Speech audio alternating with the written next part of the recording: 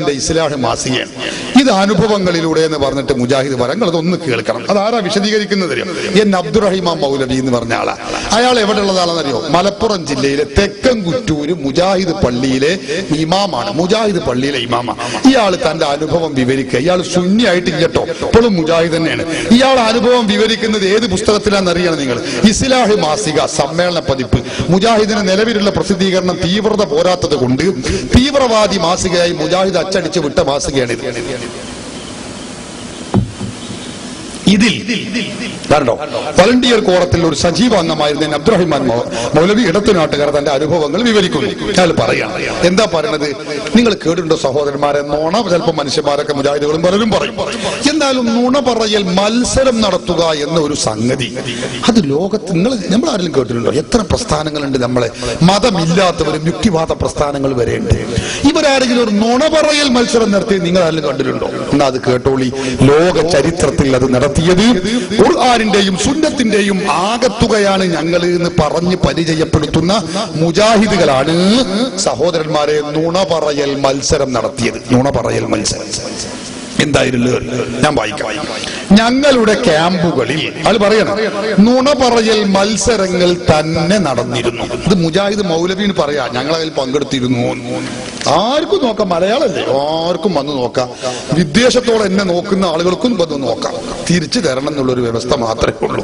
അത് പറയുന്നുണ്ട്, ഞങ്ങളുടെ ക്യാമ്പുകളിൽ നുണ പറയൽ മത്സരങ്ങൾ തന്നെ നടന്നിരുന്നു. 1996 ഡിസംബറിൽ മേപ്പയ്യൂർ സ്കൂളിൽ അസ്ഗർ അലി മൗലവി, പി ടി ബീരാൻകുട്ടി സുല്ലമി, അലി മഹുലവി പത്തനാപുരം എന്നിവരുടെ നേതൃത്വത്തിൽ തെരഞ്ഞെടുക്കപ്പെട്ട 100ഓളം BC പ്രവർത്തകന്മാരുടെ രഹസ്യയോഗം നടന്നു. അതിൽ എടത്തനാട്ടുകര മഹലിൽ നിന്നും തെരഞ്ഞെടുക്കപ്പെട്ട 4-ൽ ഞാൻ. നോക്ക് നിങ്ങൾ, എടത്തനാട്ടുകര മഹലിൽ നിന്ന് തെരഞ്ഞെടുക്കപ്പെട്ട 4-ൽ ഞാൻ. എന്നിട്ട് അദ്ദേഹം പറയും, പ്രച്ഛന്നവേഷം, മിമിക്രി, കയറിൽ തൂങ്ങിയുള്ള കയറ്റം, നുണപറയൽ മത്സരം മുതലായവ ആ ക്യാമ്പിൽ വെച്ച് നടന്നു. എന്തൊക്കെയാ നടന്നത്? ഒന്ന്, പ്രച്ഛന്നവേഷം, ഖുർആനും സുന്നത്തും അനുസരിച്ചുള്ള ഒരു മത്സരമാണിത്, മനസ്സിലാക്കണം. പ്രച്ഛന്നവേഷം. പിന്നെ മിമിക്രി. ഖുർആനും സുന്നത്തിലെ സൂറത്തുൽ ബഖറയിൽ അള്ളാഹു കാര്യമായിട്ട് പറഞ്ഞൊരു വിഷയമാണല്ലോ മിമിക്രി നടത്തുന്ന കാര്യം, നിങ്ങൾക്ക് അറിയില്ലേ? ആ മിമിക്രി. വേറൊന്നാണ് കയറിൽ തൂങ്ങിയുള്ള കയറ്റം. കയറിൽ തൂങ്ങിയുള്ള ഇറക്കാണെങ്കിൽ ആത്മഹത്യ ചെയ്യാൻ വേണ്ടി പഠിപ്പിക്കുന്നതെങ്കിലും വെക്കായിരുന്നു. കയറിൽ തൂങ്ങിയുള്ള കയറ്റം എന്തിനു വേണ്ടിയാ നിങ്ങൾ ചിന്തിച്ചോളി. കയറിൽ തൂങ്ങിയിട്ടുള്ള കയറ്റം എന്തിനു വേണ്ടിയത് ഞാൻ പറയുന്നത് ഞങ്ങൾ ചിന്തിച്ചാൽ മതി സഹോദരന്മാരെ. എന്നിട്ട് കയറിൽ തൂങ്ങിയുള്ള കയറ്റം, നുണ പറയൽ മത്സരം, നുണ പറയൽ മത്സരം മുതലായവ ആ ക്യാമ്പിൽ വെച്ച് നടന്നു. അത് ഇസ്ലാമികമാണോ, നമുക്ക് ചേർന്നതാണോ എന്ന ചോദ്യങ്ങൾക്ക് ആവശ്യമായി വരും എന്നാണ് അസ്ഗർ അലി മൗലവി മറുപടി പറഞ്ഞത്. ഒക്കെ നമുക്ക് ആവശ്യമായിട്ട് വരും. നമുക്കിത് ഇസ്ലാമികമാണോ എന്ന് കുട്ടികൾ ചോദിക്കുകയാണ് മൗലവിമാർ. അവരാക്കെ നമുക്ക് ആവശ്യമായിട്ട് വരും, ഒക്കെ നടത്തിക്കോളി. ഇയാളെ ഇന്റർവ്യൂവിൽ കാണാൻ ഇയാൾ പറഞ്ഞു സഹാബത്തൊക്കെ നുണ പറയൽ മത്സരം നടത്തിയിട്ടുണ്ട്. സഹാബത്തിനെ പറ്റി നുണ പറയാം, നുണ ആകെ ഒരു നുണ. എന്നിട്ട് കേൾക്കൂ നിങ്ങൾ, ഇയാൾ പറയുന്നു, ഏതായാലും അന്നത്തെ നുണ പറയൽ മത്സരത്തിൽ 1ാം സ്ഥാനം എനിക്കും. ഇയാൾ പറയാ 1ാം സ്ഥാനം കിട്ടിയത് എനിക്കാണ്. 2ാം സ്ഥാനം പിരിച്ചുവിടപ്പെട്ട ISM-ന്റെ ഇന്നത്തെ സ്റ്റേറ്റ് ട്രഷറർ NM ജലീൽ മാസ്റ്റർക്കുമാണ് ലഭിച്ചത്. നിങ്ങൾ മുജാഹിദ് നേതാവാനുള്ള യോഗ്യത ഇതൊക്കെ. നുണ പറയൽ മത്സരത്തിൽ 1ാം സ്ഥാനം നേടുക, 2ാം സ്ഥാനം നേടുക, എന്നാൽ സ്റ്റേറ്റ് ട്രഷറർ, സ്റ്റേറ്റ് സെക്രട്ടറി. ഈ ജലീൽ മാസ്റ്റർ ഇപ്പൊ സംസ്ഥാന ജനറൽ സെക്രട്ടറി ആണെന്നാണ് എന്റെ ഓർമ്മ. അങ്ങനെ വലിയ വലിയ നേതാക്കളാകാനുള്ള യോഗ്യത നുണ പറയൽ മത്സരത്തിൽ 1ഉം 2ഉം സ്ഥാനം നേടുക. നോക്കണേ നിങ്ങൾ. എന്നിട്ടോ മത്സര വിജയി എന്ന നിലക്ക് ഇയാൾ പറയാ, മത്സര വിജയി എന്ന നിലക്ക് 5 റെക്സോണ സോപ്പും സോപ്പ് പെട്ടികളും കിട്ടി. എങ്ങനെയുണ്ട്?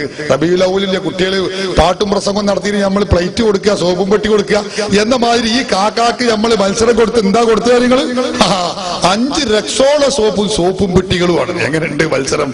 ആ മത്സരത്തിന് കിട്ടിയ സമ്മാനാണ്. എന്നിട്ട് അയാൾ പറയുന്നു, സ്വരം മാറ്റി ഫോണിലൂടെ സംസാരിച്ച് തെറ്റിദ്ധാരണയുണ്ടാക്കാൻ തക്ക ഭാഗത്തിൽ മിമിക്രി പരിശീലനവും നടന്നു. അതിലും എനിക്ക് സമ്മാനം കിട്ടിയിരുന്നു. ഇയാൾ മഹാവില്ലനാണ്. എല്ലാവരും ഇയാൾ പ്രതിഭയാണ്. ഇയാൾ എല്ലാവരും ഫസ്റ്റ് റാങ്ക് ഇയാൾക്ക്. അതിന്റെ വിശദീകരണം ഉണ്ട് റഷീദിന്റെ കൂടി കൂട്ടികൾ മനസ്സിലാക്കാം. ഇതൊന്നും മനസ്സിലാക്കേണ്ട വിഷയമാണ്. ഈ മുജാഹിദ് പ്രസ്ഥാനം എന്ന് പറഞ്ഞാല്, അതായത് ഇതിലൊരു വിഷയം കൂടി നിങ്ങൾ മനസ്സിലാക്കാനുള്ളത്, ഇതിന്റെ മുമ്പ് തർത്തീബ് പ്രകാരം ഈ വിഷയം അവർ അവതരിപ്പിക്കുന്നുണ്ട്.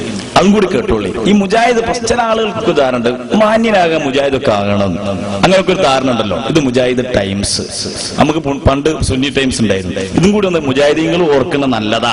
റാത്തീബ് വേണ്ട, മൗലിദ് വേണ്ട, ഹദ്ദാദ് വേണ്ട, പിന്നെ എന്ത് വേണം അതും കൂടി കേട്ടോളി. ഈ ക്ലാസ് ഞാൻ കൂടുതൽ വിശദീകരിക്കണ്ടല്ലോ. പിന്നെ ക്ലാസ് തുടങ്ങി, ഇവിടെ അവരങ്ങനെ ഒരുമിച്ച് കൂടിയിട്ട് ക്ലാസ് തുടങ്ങി. ഞങ്ങളെ സദാ നിരീക്ഷിക്കാൻ പ്രത്യേകം ആളുകളെ തയ്യാറാക്കിയിരുന്നു. ഉറക്കം തൂങ്ങുന്നവർക്ക് തക്ക ശിക്ഷ ലഭിച്ചിരുന്നു. എന്താ ശിക്ഷ?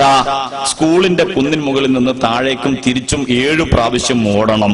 ഒന്ന് തൂങ്ങിയാൽ 7 വട്ടം ഓടണം. അത്ര വലിയ ശിക്ഷ കൊടുത്താലേ ഇവരെന്നെ പഠിക്കുന്നു, ഉൾക്കെന്നെ അറിയാം. അതുകൊണ്ട് ആ 7 വട്ടം ഓടിച്ചത്. കേൾക്കണമെങ്കിൽ മുജാഹിദീന്റെ സംസ്കാരം തീർന്നില്ല. ഞാനും ഒരു പ്രാവശ്യം അത് ഏൽക്കേണ്ടി വന്നു. എന്നിട്ട് പരിപാടി എന്തൊക്കെയാന്നുള്ളത് കുറെ വേറെയുണ്ട്. മിമിക്രിയും മോണോ ആക്ടും മാത്രമല്ല, ഇതിന് മുമ്പ് നടന്ന കുറെ വിഷയങ്ങൾ തർത്തീബായിട്ട് ഇതിലൂടെ നിങ്ങൾ കേട്ടോളി. പിന്നീട് കരാട്ടെ പ്രദർശനവും അവിടെ നിന്ന് ആരംഭിക്കുന്ന ക്ലാസ്. കരാട്ടെ മുജാഹിദീങ്ങൾ ഇങ്ങോട്ട് കോലൊക്കെ മാറ്റി ആ ടൗസർ കൊണ്ട് കൊടുത്തിട്ട് പിന്നെ കരാട്ടെ തുടങ്ങി. ഇപ്പൊ നിങ്ങൾ കരാട്ടെ തുടങ്ങുകയാണ്. അങ്ങനെ ഇടയ്ക്ക് പോലീസ് വേഷത്തിൽ ഒരാൾ പ്രത്യക്ഷപ്പെട്ടു. അത് എന്റെ കൂടെ വന്ന സംഘത്തിൽപ്പെട്ട ആളായിരുന്നു. പലരും അദ്ദേഹത്തെ കണ്ട് ഭയപ്പെട്ടു. കാരണം കൂടെ പാലക്കാട്ടുനിന്ന് ഈ ബസിന്റെ സീറ്റിൽ തൊട്ടടുത്തിരുന്ന ആള് സദസ്സിലെത്തിയപ്പോ പോലീസ് സാഹിബിനെ പേടിക്കാതിരിക്കുവോ? എന്നിട്ടോ ശേഷം കേൾക്കണേ, ശേഷം നിങ്ങൾ വിചാരിക്കും ഒരു അശറക്ക ജല്ലിന്ന്, അതൊന്നും അല്ല അവിടെ നടന്നത്. പിന്നെന്താ നടന്നത്?